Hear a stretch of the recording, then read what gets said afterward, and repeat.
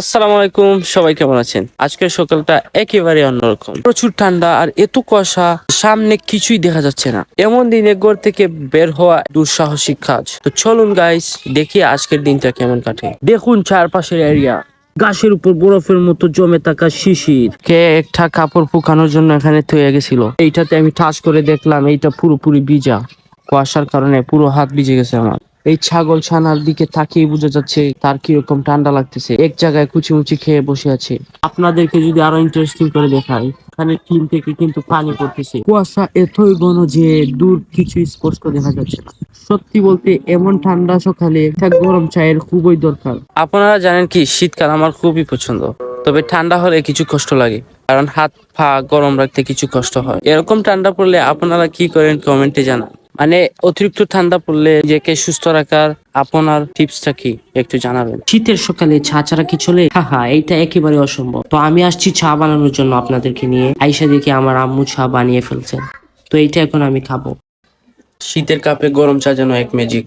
এই চা খাওয়ার সময় একটা আলাদা আরাম লাগে, বিশেষ করে শীতের দিনে। তো আপনারাও একটু চা নিয়ে বসুন আর ভিডিওটা উপভোগ করুন। আপনারা দেখতে পাচ্ছেন আমি সুনামগঞ্জ থেকে কথা বলতেছি। এত প্রচুর পরিমাণে আজকে কুয়াশা পড়ছে, এইটা মনে হচ্ছে আমরা কোনো ইউরোপিয়ান কান্ট্রিতে চলে আসছি। আমি এক্সপ্লেন করতে পারতেছি না, আর আমি কিছু দেখতে পাচ্ছি না সামনে দিয়ে। খোকা, ওদিকে হচ্ছে আমাদের বাসা। তুমি ইনফিনিটি রাস্তা দিকে যাইতেছি, যেটার কোনো শেষ নাই, সীমা নাই। আসমান যেরকম শেষ নাই, জমিনেও এরকম শেষ নাই। এই দিক দিয়ে একটু আগে আইছি, বাট এখন দেখা যাইতেছে না। এখানে সামগরু আছে। তো আজকে প্রচুর পরিমাণে ঠান্ডা। চারদিকে একবার তাকিয়ে দেখুন, লাইক এই যে দুইটা বাচ্চা ওদিকে হাঁটতেছে ভাই, দুইটা ছেড়া হাঁটতেছে এই ঠান্ডার মধ্যে, কোথায় যাইতেছে আমি জানি না। আধা ঘন্টার মতো আমি বাইরে ছিলাম, এখন আমি আমার খানকে টাচ করে দেখতেছি ভাই, এইটা মনে হয় জমে গেছে। ইনক্রেডিবল।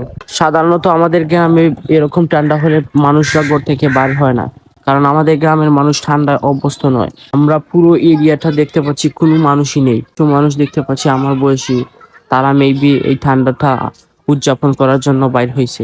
আমার দেখা প্রথম এরকম ঠান্ডা আমি আমাদের গ্রামে দেখছি।